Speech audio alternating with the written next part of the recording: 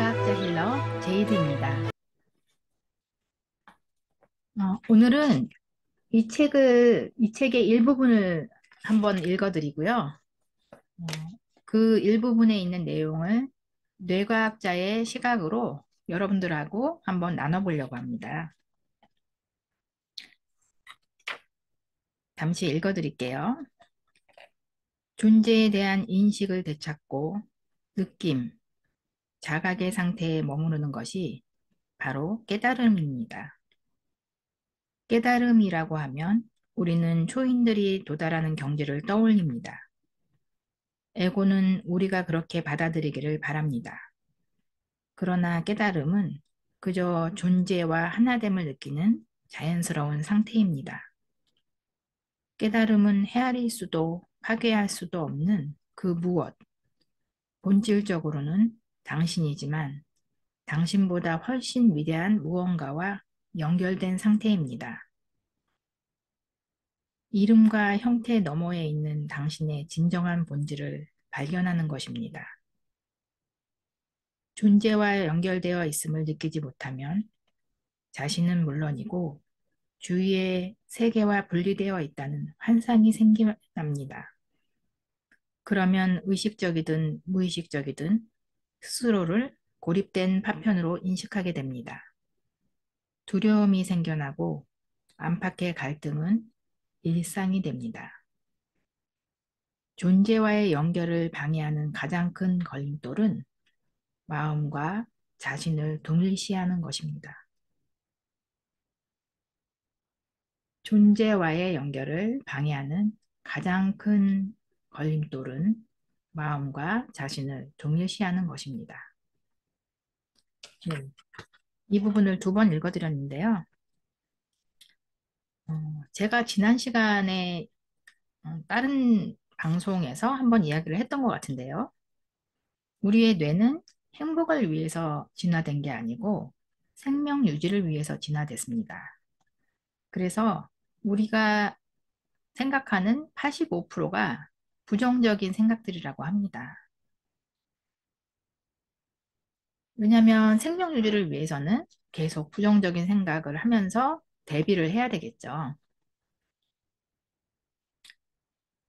문제는 우리는 일반 그 동물들은 자기 자신을 바라볼 수가 없어요. 그냥 즉흥적으로 어, 미래를 뭐 생각한다던가 자기 자신을 바라본다던가 하는 행동을 하는 게 아니라 그냥 즉흥적인 행동을 하죠. 생명 유지를 위해서. 하지만 인간의 뇌는 좀 틀려요. 동물의 뇌하고. 전두엽이 굉장히 발달되어 있죠. 그래서 자기 자신을 바라볼 수 있는 뇌가 있는 거죠. 내가 무슨 생각을 하고 있는지를 인식하는 또 다른 그 뇌가 있어요.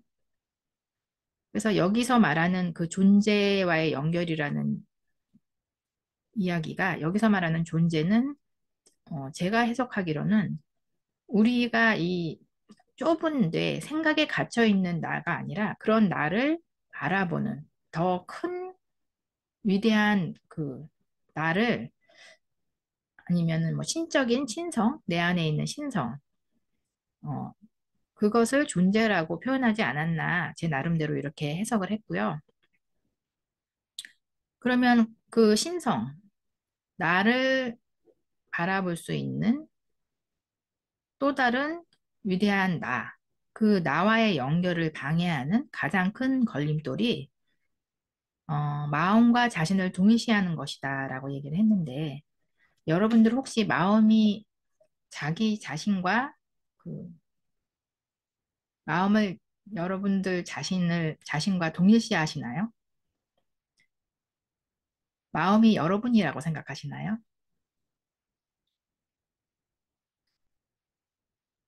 제가 지난번에도 말씀드렸듯이 여러분들의 마음은 생명 유지를 위해서 부정적인 생각들을 자꾸 시스템적으로 끌어오는 뇌의 한 작용일 뿐입니다. 근데 그것을 모르고 마음이 나라고 동일시하면 계속 마음에 휘둘리는 거죠. 부정적이고 불안하고 걱정되고 그런 생각들로 가득 차는데 그 생각 속에 빠져버리면 더 이제 마음이 힘들어지는 거죠. 그래서 여러분들이 마음이 여러분이라고 동일시하지 않고 마음은 그냥 부정적인 생각을 끌어들이는 뇌의 한 작용일 뿐이라는 것을 아시는 것과 모르는 것, 그리고 인지하는 것과 인지하지 않는 것은 엄청난 차이가 있습니다. 그것을 만약에 잊어버리고 아니면 아예 모르고 사신다면 마음이 자기 자신이라고 동시하면서 계속 마음속에 빠져서 어, 헤어나오지를 못하는 거죠. 너무 힘들게 살아가야 되는 거죠. 그래서 여러분들이 마음이 힘들거나 뭐 기쁘거나 슬프거나 고통스러울 때, 아, 이거는 내 뇌가 자동적으로 그 생명 유지를 위해서 이렇게 부정적인 생각을 자꾸 끌어들이는 거구나라는 것을 빨리 알아차림하시고 떨어져서 그렇게 불안해하고 우울해하는 나를 관찰하는 관찰자 모드로 여러분들이 여러분을 좀 지켜보셨으면 좋겠어요. 이 책에서도 지금 그런 내용을 이야기하고 있는데요. 계속 읽어드릴게요. 이것은 우리에게 끊임없이 생각을 하도록 강요합니다. 생각을 멈추지 못하는 건 끔찍한 고통입니다. 그런데 대부분의 사람들이 이런 고통을 겪고 있는 까닭에 우리는 고통을 실감하지 못하고 그것을 당연하게 여깁니다. 네, 마음이 자신이라고 동일시하게 되면 이것을 고통을 당연하게 여기는 거죠. 정신적 소음과도 같은 생각에 지속적으로 시달리다 보면 존재와 분리될 수 없는 내면의 고요함을 발견하지 못합니다. 뿐만 아니라 마음이 만들어낸 거짓 자아가 생겨나면서 두려움과 고통의 그림자를 들이웁니다. 마음과 자신을 동일시하면 생각의 장막이 드리워집니다.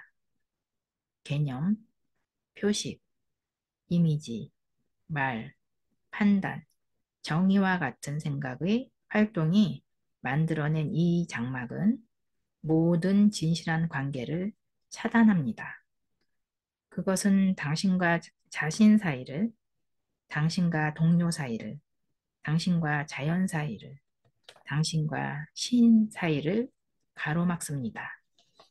이 생각의 장막 때문에 당신은 스스로 다른 것과 완벽히 분리되어 있다는 환상을 갖게 됩니다. 그리고 각각 분리되어 있는 형상과 신체적 외형의 밑바닥에서 그 모든 것들이 하나로 연결되어 있다는 본질적인 사실을 잊게 됩니다. 마음은 올바르게 사용하면 훌륭한 도구가 됩니다. 그러나 잘못 사용할 경우 마음은 엄청난 파괴력을 받습니다. 사실 더 정확하게 말하면 마음을 잘못 사용한다고 할 수도 없습니다. 보통 당신은 마음을 전혀 사용하지 않으니까요. 오히려 마음이 당신을 이용하고 있습니다. 이것은 일종의 질병입니다. 네, 마음이 당신을 이용하고 있다고 여기서 표현을 하는데요. 생각이 마음이라고, 마음이 나라고 생각과 나를 동일시하면, 마음과 나를 동일시하면, 이렇게 마음이 여러분을 이용하게 되고, 여러분은 마음에 이용당하게 되는 거죠. 당신은 마음이 곧 자신이라고 믿고 있습니다. 하지만 그것은 망상이며 모두에게 당신의 자리를 빼앗기는 것과 같습니다.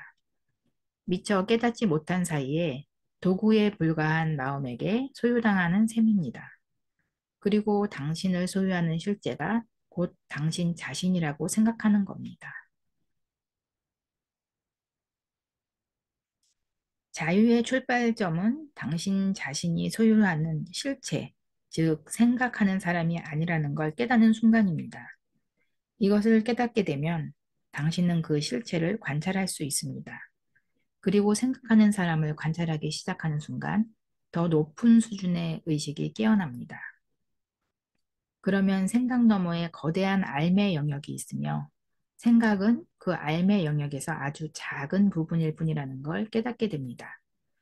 그리고 아름다움, 사랑, 창조력, 기쁨, 내면의 평화와 같은 정말로 중요한 모든 것들이 마음 너머로 솟아오르는 것을 느낍니다. 당신은 깨어나기 시작합니다. 네, 여러분, 마음 속에 그 마음의 노예로 마음에 휘둘리면서 살지 마시고요. 마음에서 벗어나와서 자신을 관찰하는 관찰자로서 여러분들이 깨어있는 삶, 깨어나시는 그 삶을 사시기를 진심으로 바랍니다. 네. 마음은 여러분이 아닙니다.